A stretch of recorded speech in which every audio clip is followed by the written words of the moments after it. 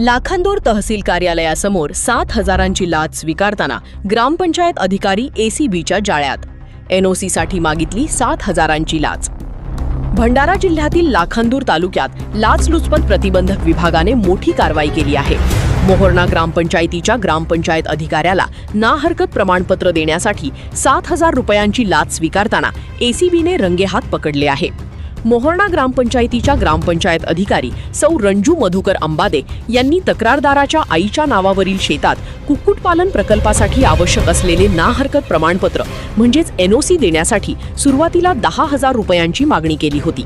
त्यानंतर हा व्यवहार 7,000 रुपयांवर ठरल्याचे तक्रारीत नमूद करण्यात आले. तक्रारदाराने याबाबत भंडारा येथील लाचलुचपत प्रतिबंधक विभागाकडे तक्रार केली. त्यानंतर 6 ऑगस्ट रोजी तक्रारीची पडताळणी करण्यात आली. पडताळणीत लाचेची मागणी झाल्याचे निष्पन्न झाल्यानंतर एसीबीच्या पथकाने सापळा रचला.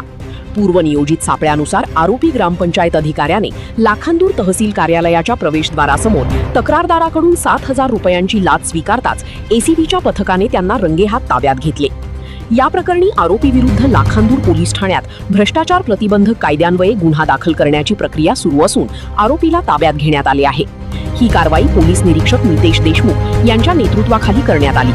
पोलीस उपअधीक्षक प्रवीण कुमार पाटील यांच्या पर्यवेक्षणाखाली ही सापळा कारवाई पार पडली.